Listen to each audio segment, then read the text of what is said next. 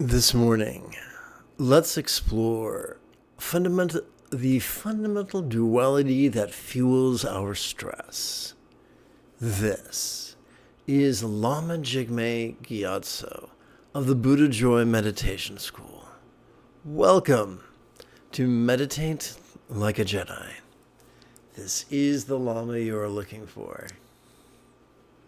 This morning, we could chant and meditate and enjoy a lesson or two.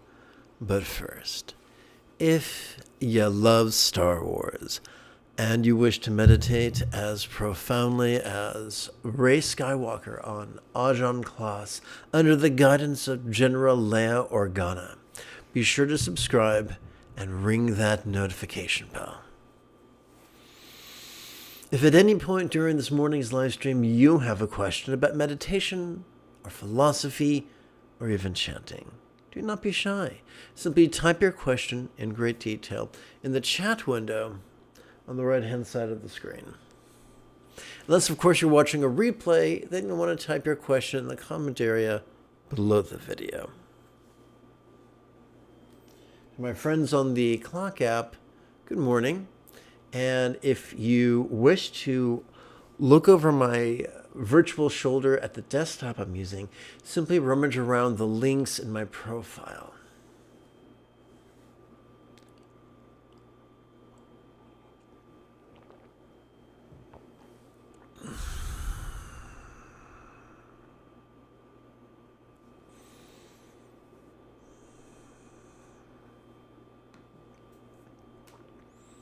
Whoops, that's the second time that happened in 12 hours.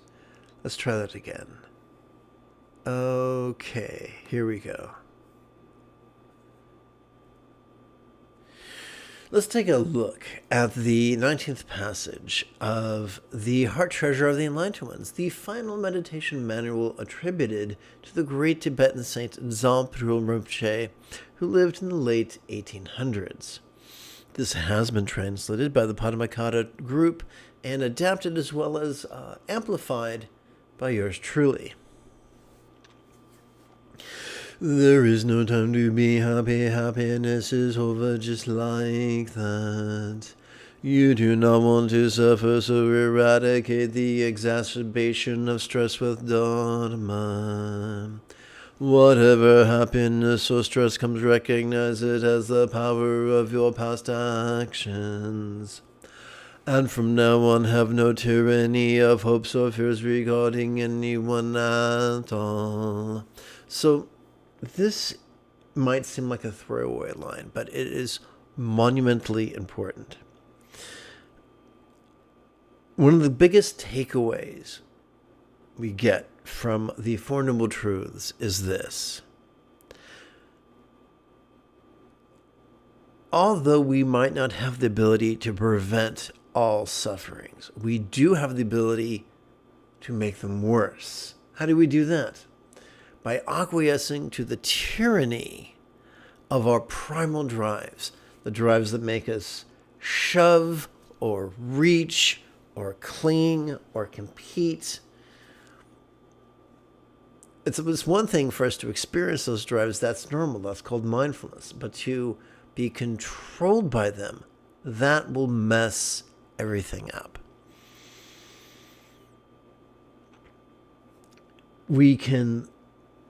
Those primal drives are sometimes described as 5 and sometimes described as 3. But if you want to look at it as a duality, then the primal duality is not self and other or object and subject, but hope and fear. Shoving and reaching. And that's why we practice the Eightfold Path, so that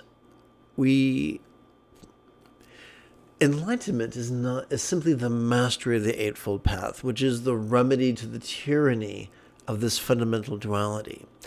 Mastering the Eightfold Path does not mean we never experience aversion and avarice ever again. It means we aren't controlled by them simply because we've gotten so good at the Eightfold Path that we practice it spontaneously, habitually, easily, and effectively. So often we are instructed in late-stage capitalism that just getting another thing is all we need to know happiness and peace. But that is a false promise. That's called marketing. That's called salesmanship. No, it's not. The happiness we desire, the peace we desire, is simply freedom from the tyranny of that fundamental duality. Every 12 hours, I broadcast a live meditation class without any ads. This channel supported, let's try this again. With your help, this channel could support the next generation of nuns, monks, yogis, and lamas, even brick-and-mortar meditation centers, each replete with a resident teacher and their apprentice. If this speaks to you and you'd like to help out, even for as little as the cost of 1 cup of coffee a month, simply use your smartphone's camera to capture this QR code, or scroll down and click one of the donation links in the description area below this video if you're on the Tube app. However, if you were on the Clock app and you feel generous, just visit the links in my profile. It's as simple as that.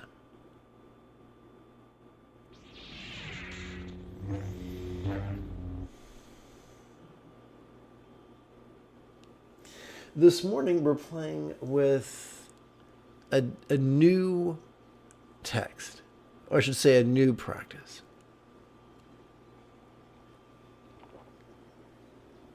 Technically it's not new, but I haven't practiced this for a long time and looking forward to it.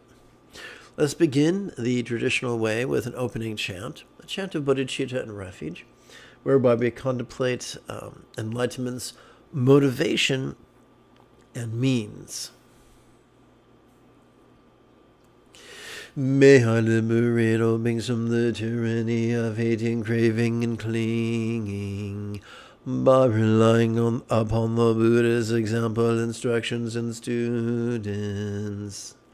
May I liberate all beings from the tyranny of hating, craving, and clinging, by relying upon the Buddha's example, instructions, and students. May I liberate all beings from the tyranny of hating, craving, and clinging, by relying upon the Buddha's example, instructions, and students. Now, for fun, I'm going to knock out a few geriatric step back squat thrusts. If you wish to join me, you're welcome, but it is by no means mandatory.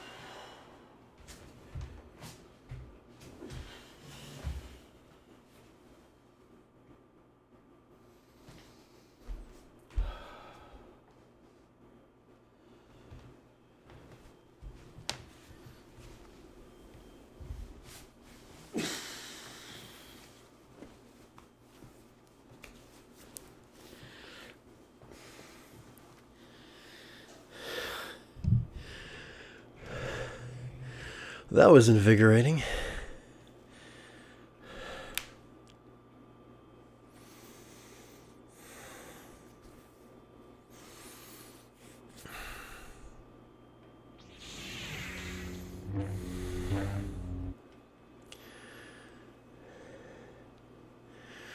So let's check the time.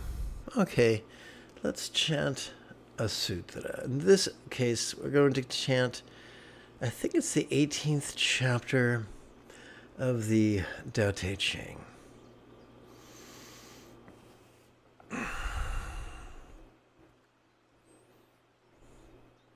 Nope, I was mistaken. It's the 19th chapter. The screen's probably going to go nuts. Don't worry, I will remedy that momentarily.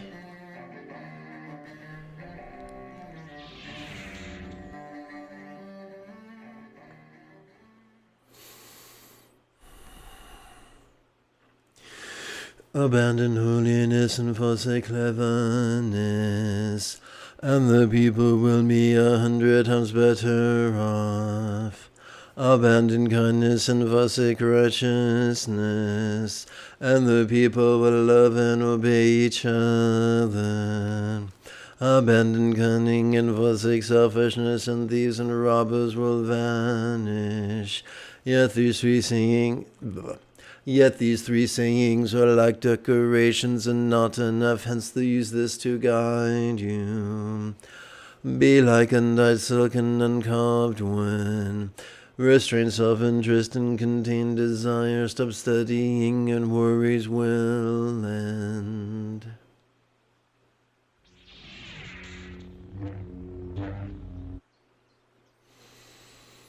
And now let's practice.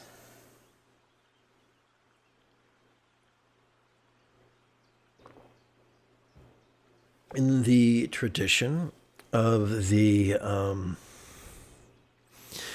Anapanasati Sutta, we shall begin with meditation and conclude with contemplation.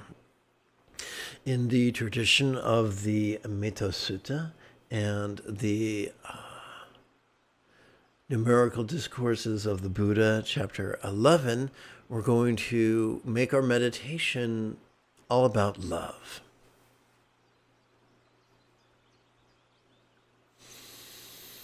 So we're going to bring the circumstantial, physical, interpersonal, and mental, the four bases of mindfulness, into the path of love. We're going to begin with the physical aspect of love. During the in-breath, we're going to mentally recite grin to gut. The grin is a subtle lip smile, cheek smile, and crow's feet smile. The gut refers to our lower abdomen, hara in Japanese, dantian in Chinese. For an extra added so nose relax refers to our nostrils. And for an extra added boon, every time you breathe in, do your best to heighten your posture. So let's play with grin to gut, nose relax for the next short bit.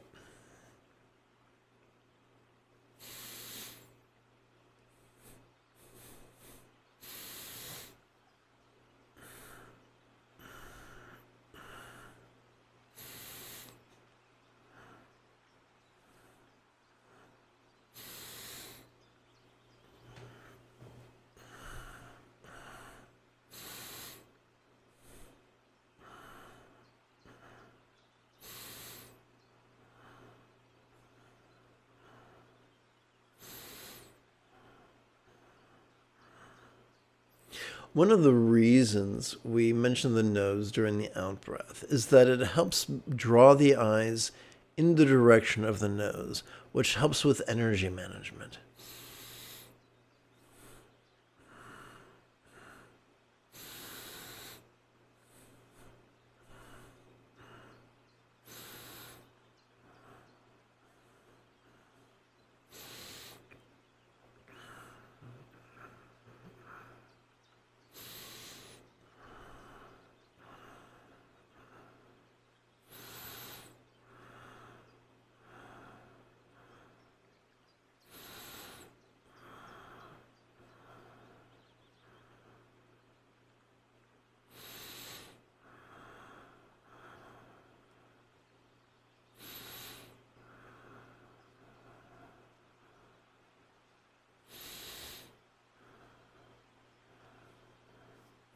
For the remaining, for the next approximately 48 breaths, we're going to concern ourselves with all circumstances, which we are going to, we're going to use the monosyllabic synonym of circumstances, which is lots. And we're going to wish great safety for all circumstances, of all beings, of all worlds, real or imagined. All you have to do is watch the news to see the need for that.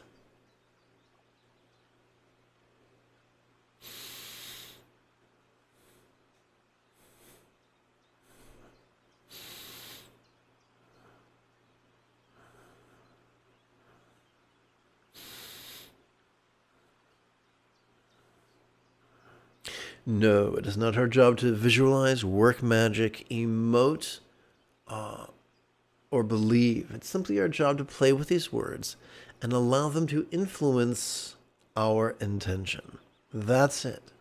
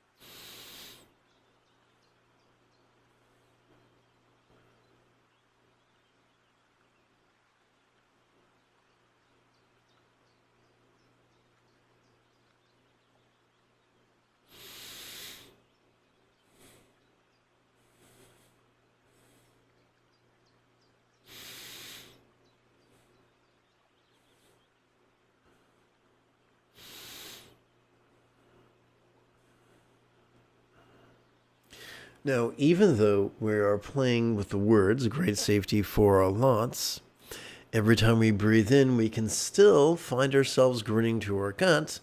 And every time we exhale, reciting for our lots, we might feel the tissues around our nose relaxing.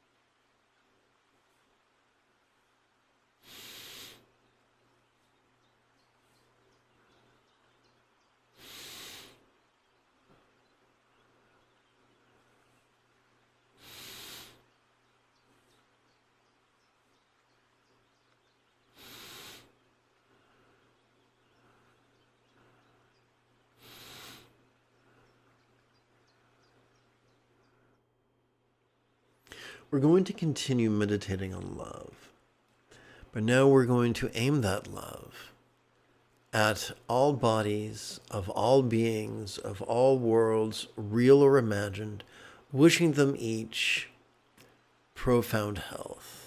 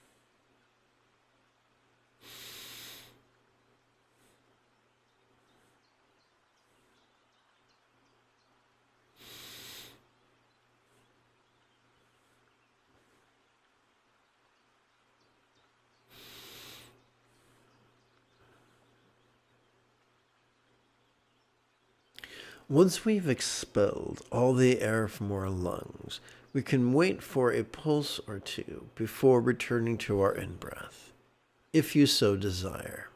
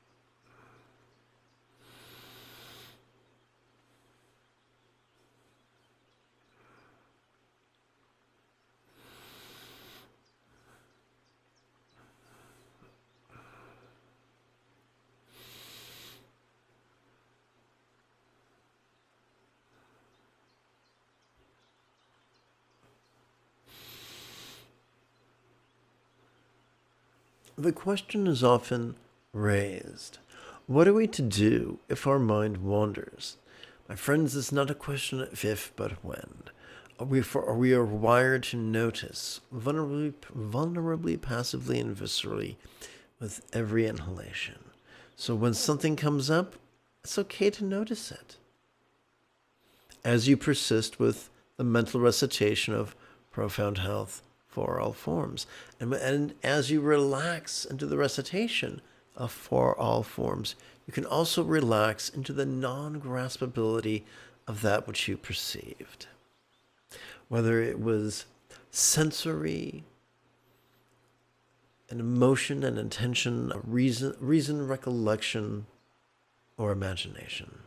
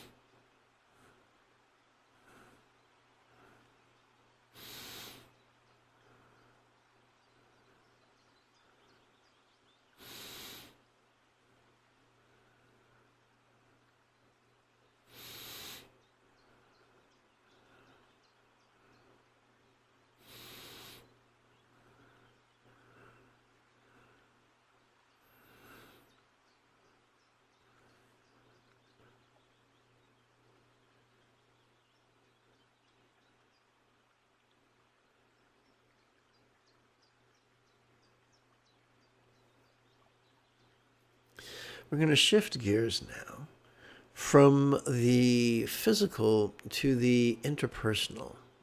A nickname for the interpersonal would be the ties that bind, which we are going to condense to the word or the noun ties. This can refer to any type of relationship. Relationship of one earthling to another, we share the same planet. Professional relationships, personal relationships, platonic relationships, and intimate ones as well. Let us wish profound peace for all ties.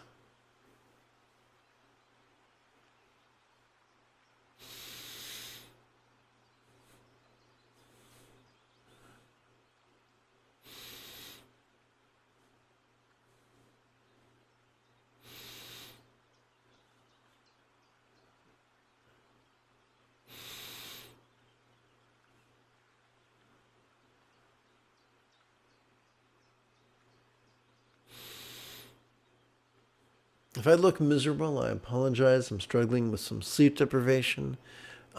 Don't take it personally. I'm happy to be here meditating with you. Just that this body has a wealth of disabilities, and so when there's an extra added inconvenience, my body kind of goes a bit haywire. So don't take my sourpuss personally.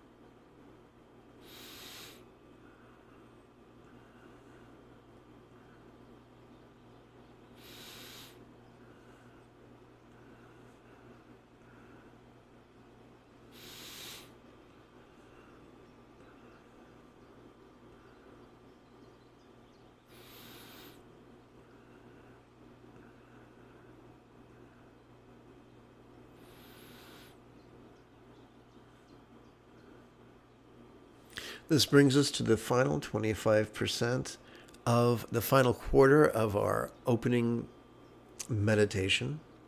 And let's turn our attention to all minds of all beings, real or imagined, and sincerely wish them profound joy.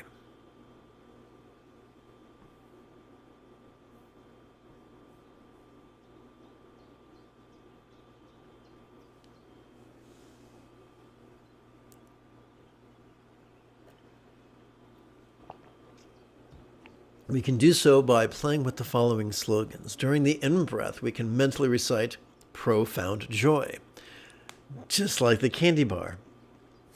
And during the out-breath, we can mentally recite for all minds.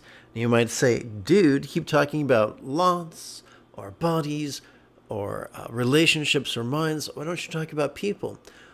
The Buddha found that focusing on these 4 bases of mindfulness helped us to balance love and letting go, helped us to love non-neurotically.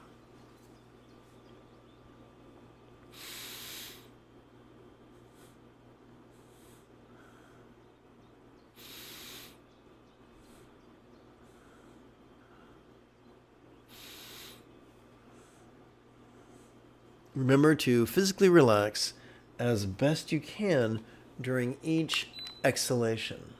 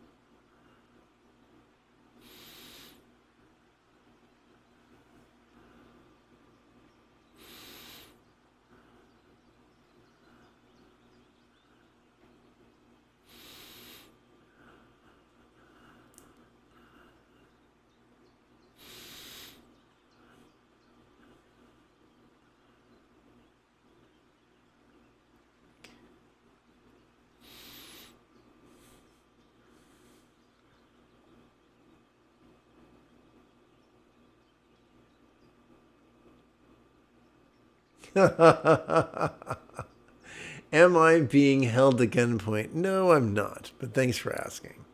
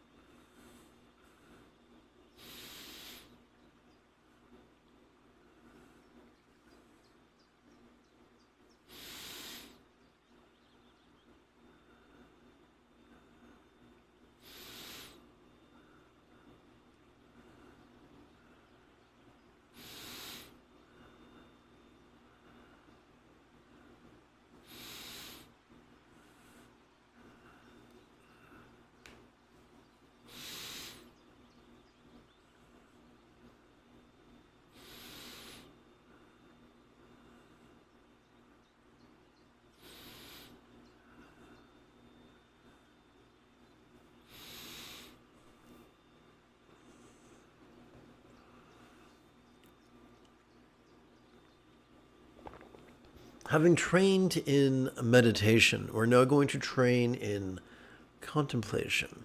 The final 4/8 of this evening's practice. So the 5/8 of this morning's practice is bringing the circumstantial into the paths of stress, compassion, impermanence, and letting go.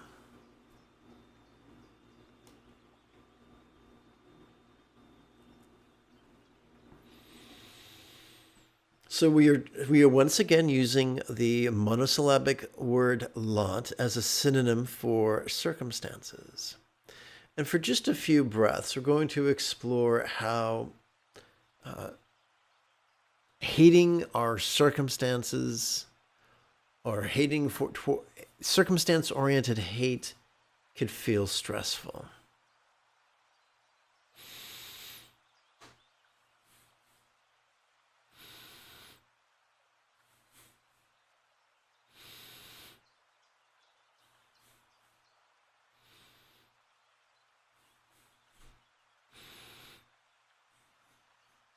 Now I'm going to take a moment to climb upon a Zafu circular meditation cushion.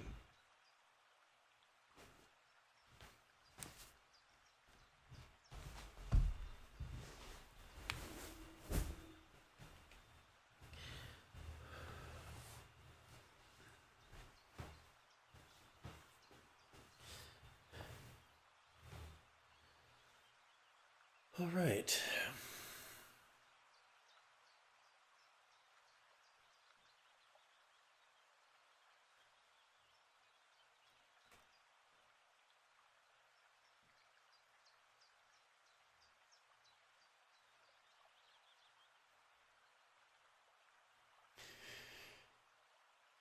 And now we're going to contemplate the stress that comes from circumstance-oriented craving. How lot crave feels stressful.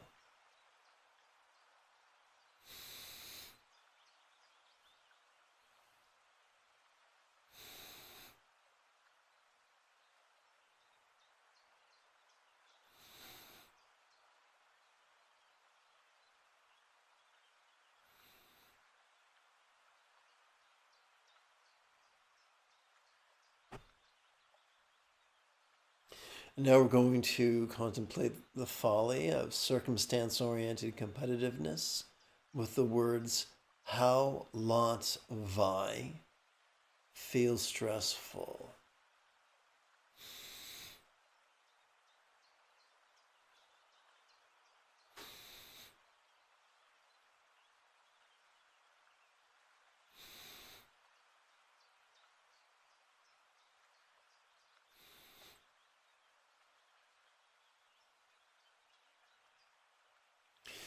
And now we contemplate the folly of circumstance-oriented clinging with the rhetorical question, how lot cling feels stressful.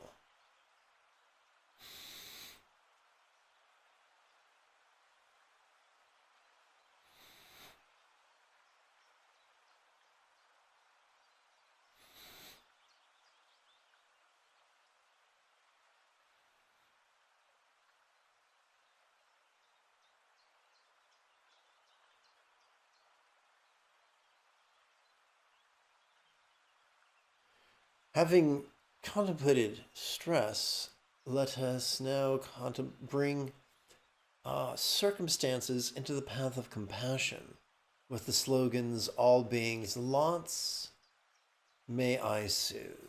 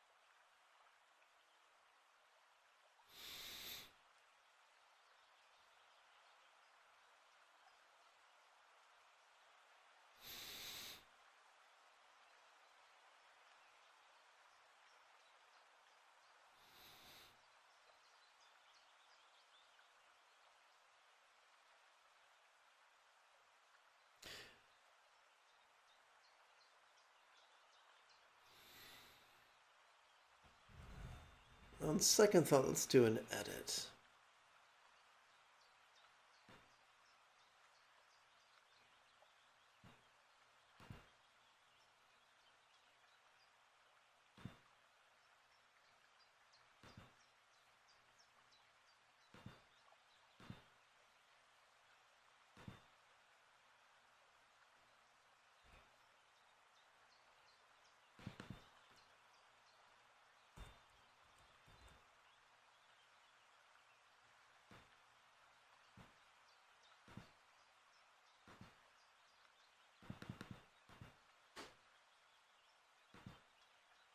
Let's make sure the display is still aligned and continue.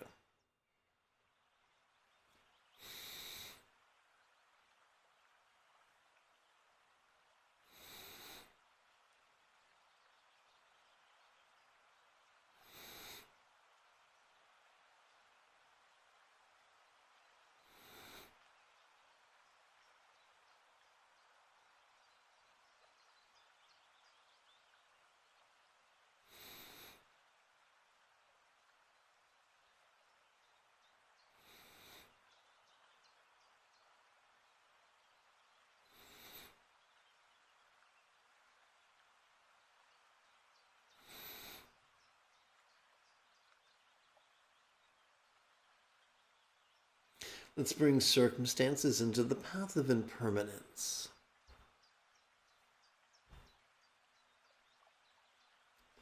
How could lots always change?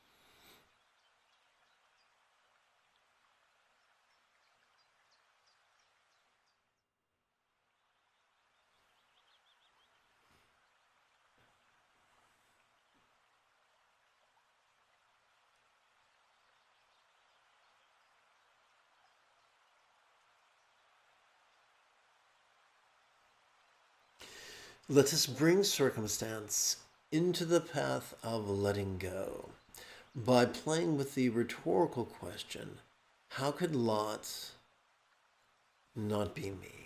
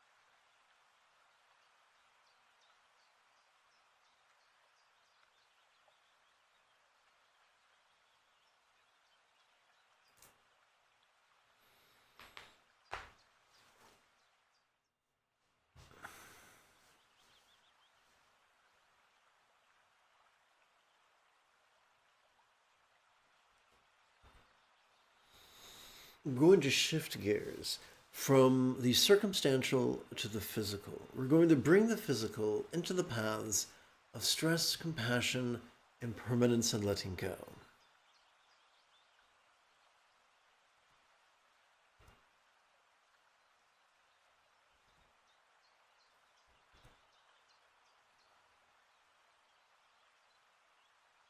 So we're going to use a monosyllabic synonym.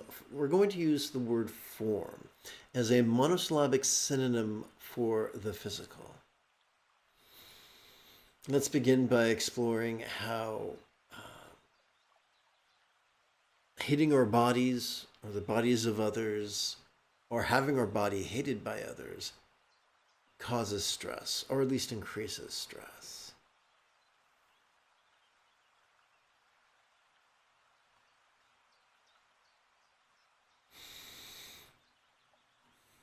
We shall do so with slogans, how form hate, feel stressful.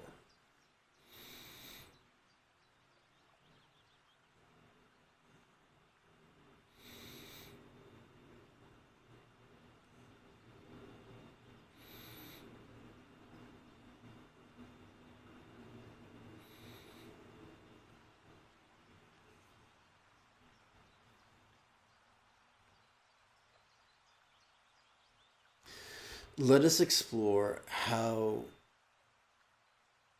craving alterations to our body or craving other people's bodies or having our bodies being craved by others could feel stressful. With the slogans, how form crave, feel stressful.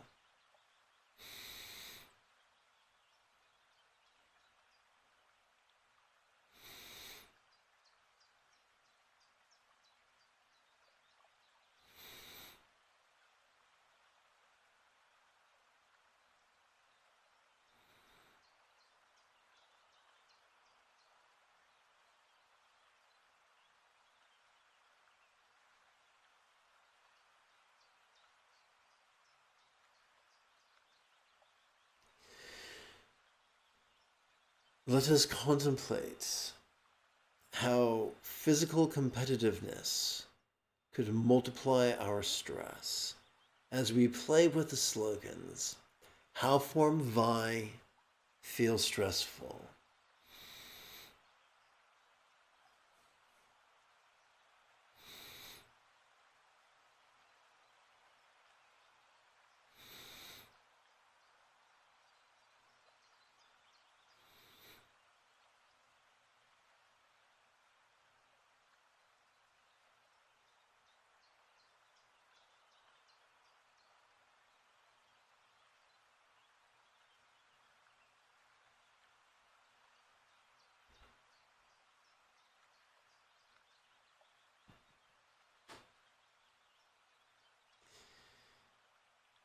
Let us explore how body-oriented clinging could multiply our stress as we play with the slogans, how form cling, feel stressful.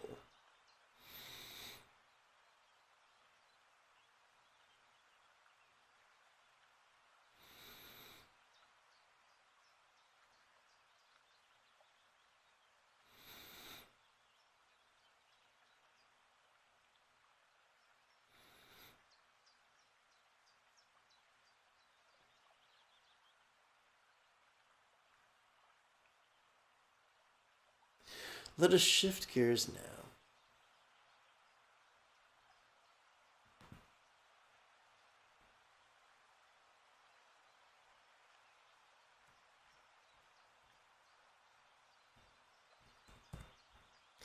and contemplate compassion as we play with the slogans, all forms stress, may I soothe.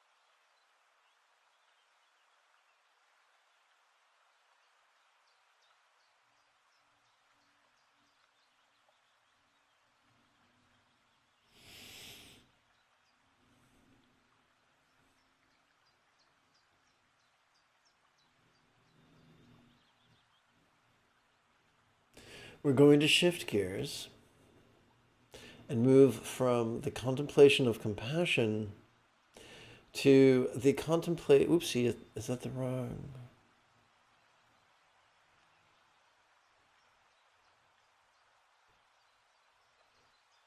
Okay, and we're going to move from compassion to impermanence. We're going to do so by playing with the slogans, how could form always change?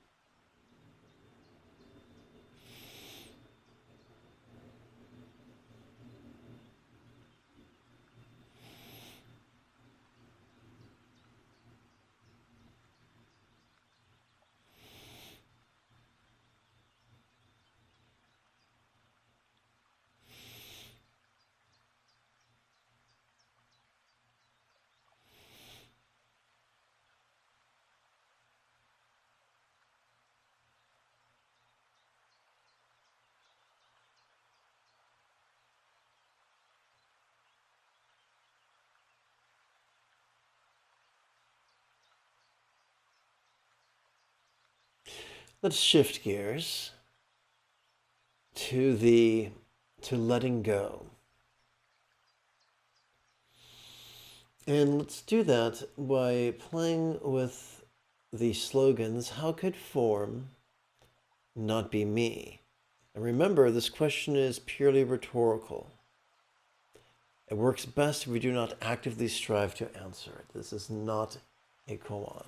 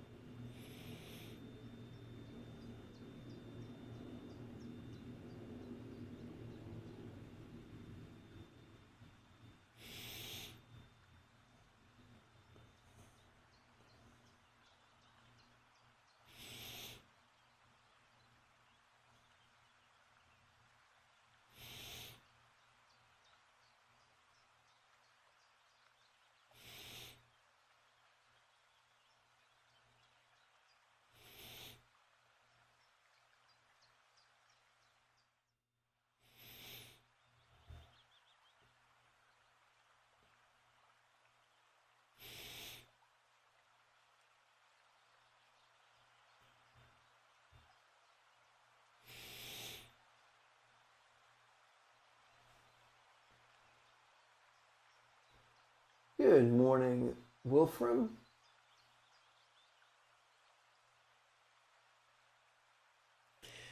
Where the slogan we're playing with is, how could form, which is our body, not be me? Which helps us to let go.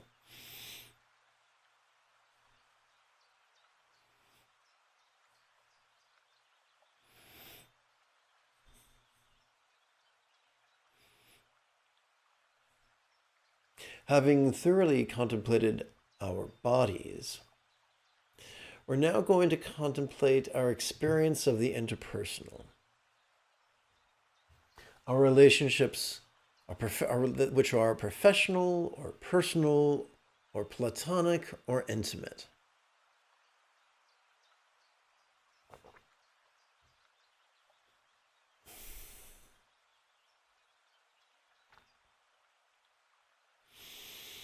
Once again, we are going to use a nickname for the interpersonal would be the ties that bind. We're going to reduce that to its one-syllable synonym, tie. So we're going to explore how stressful it is to experience relationship-oriented hate.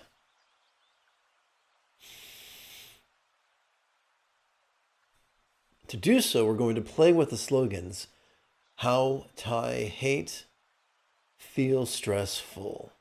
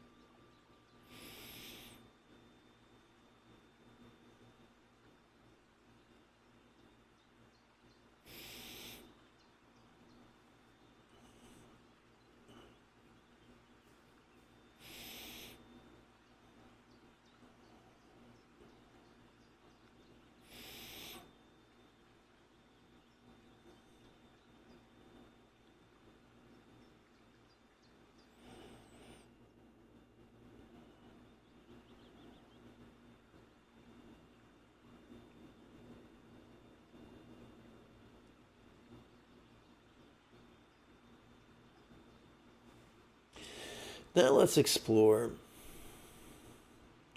how relationship-oriented craving could feel stressful. To do that, let's play with the slogans, how tie crave feels stressful.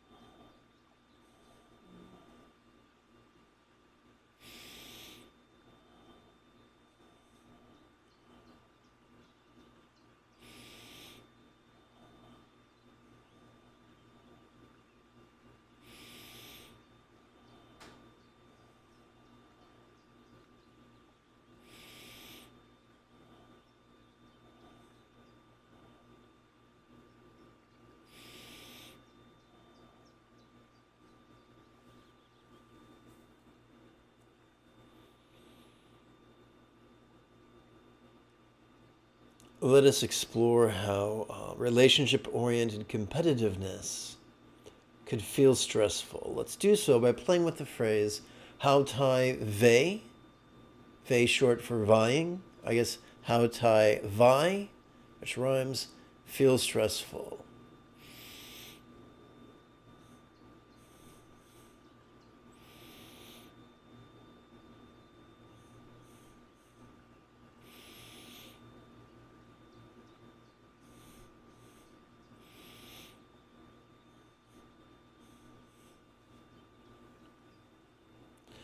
And let's conclude with relationship-oriented anxiety that we've all experienced in one form or another.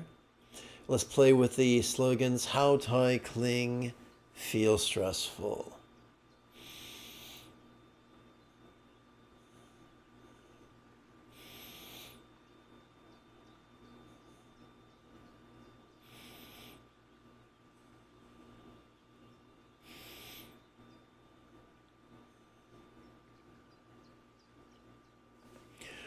Having contemplated tie-oriented stress, now let's bring ties into the path of compassion.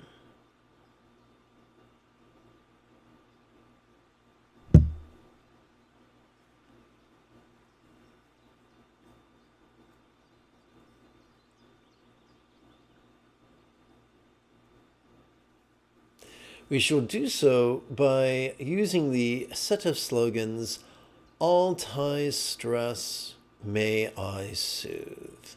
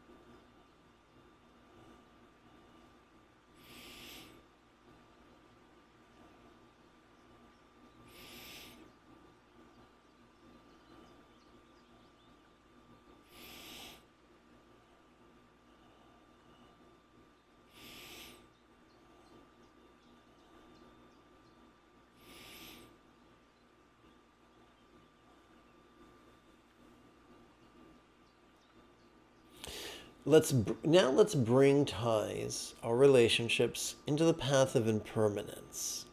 We shall do so by playing with the slogans. How could ties always change? And this, again, is a rhetorical question.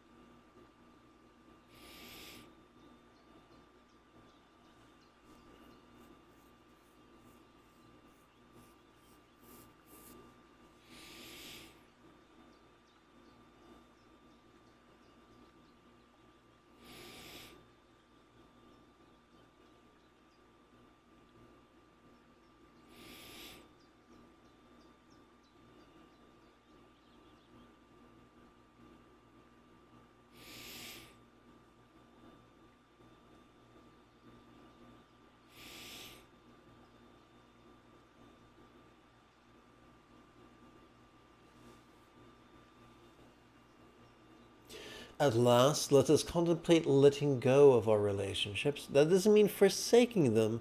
That simply means being less neurotic about them.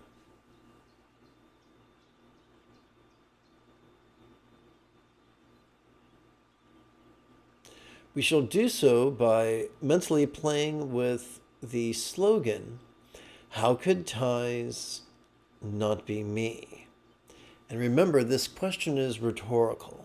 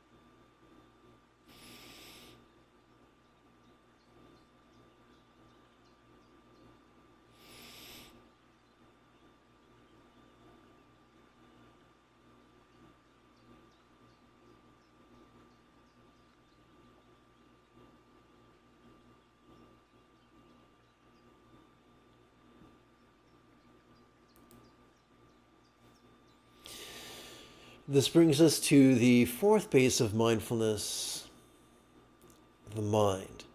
Let us bring the mental into the paths of stress, compassion, impermanence, and letting go.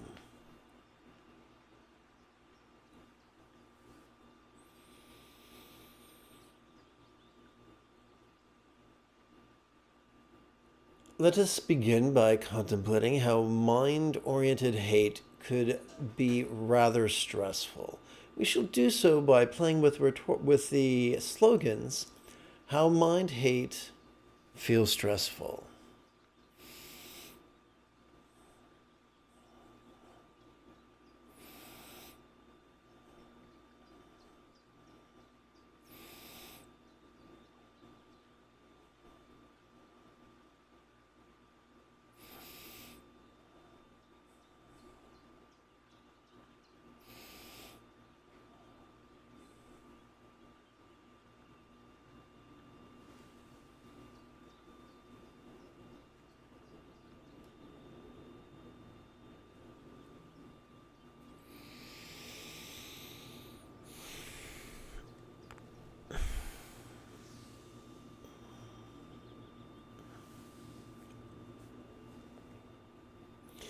And now let us contemplate the rhetorical question, how mind crave feels stressful.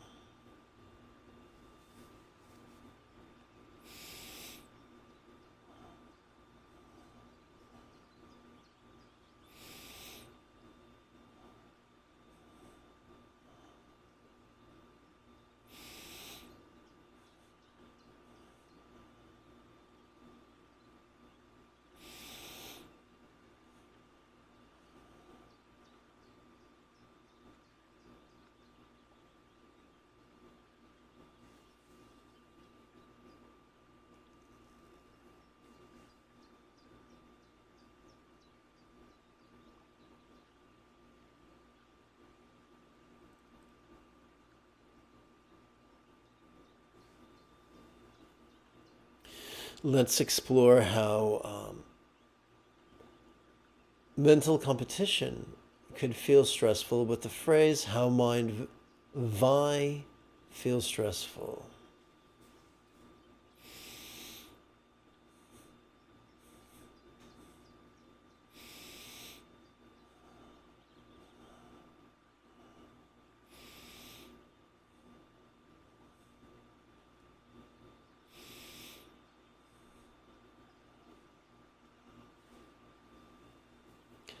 Our final stress contemplation of the morning is going to be the rhetorical question, how mind cling feels stressful.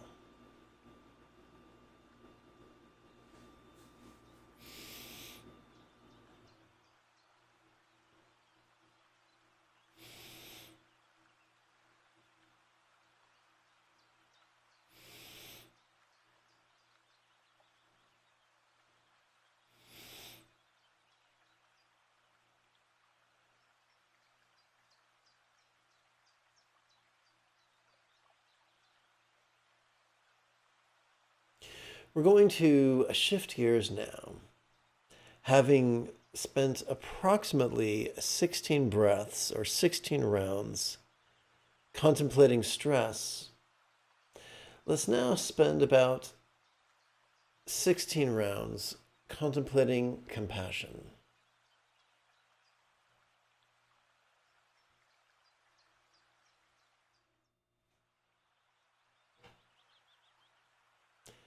Let's do so by playing with the intention, all mind's stress, may I soothe.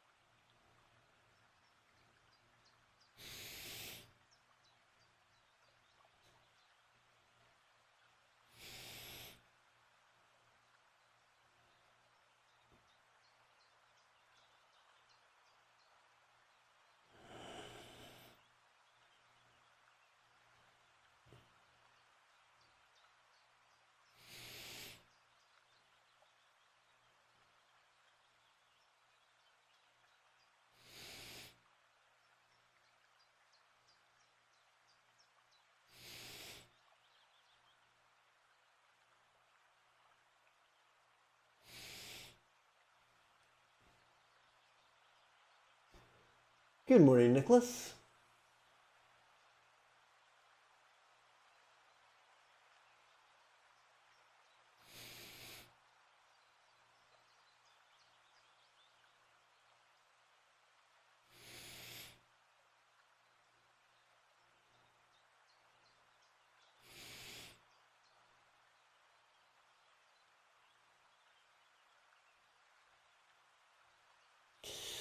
Let us bring mind into the path of impermanence by playing with a rhetorical question.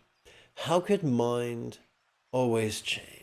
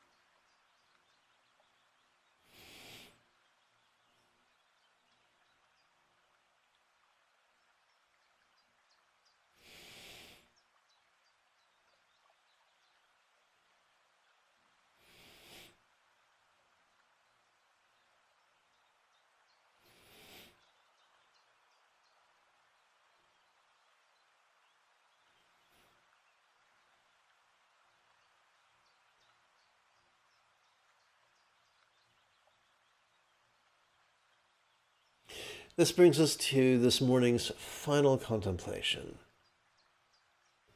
A contemplation designed for millennia gone by to help us to better let go. We do so by playing with the rhetorical question, how could mind not be me?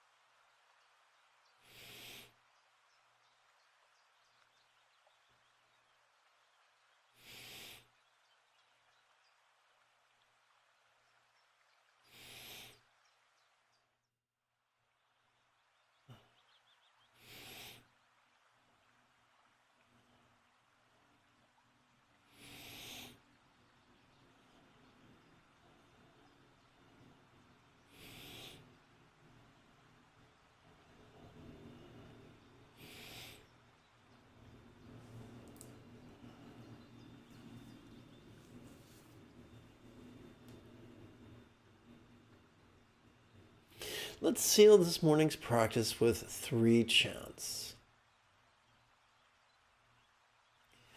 May each being take auspicious rebirth, master the Buddha's path, and then help others do likewise. Second, the chant of the ethics of kindness. May all beings practice of kind communication, conduct, and calmness flow spontaneous and uncontrived. let's conclude with the 4 immeasurables. May everyone be free from stress, may everyone be happy. May no one be separated from the happiness. May everyone have balance from the tyranny of hating, craving, and clinging, freed.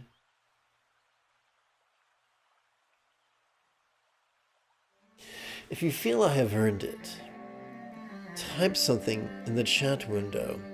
Give this live stream a thumbs up and share it on social media. In approximately 10 1/3 hours, we could return to explore depression and physical meditation, as well as chant and meditate some more. Until then, may you and yours be happy and healthy. And if you are as geeky as me, this is the way.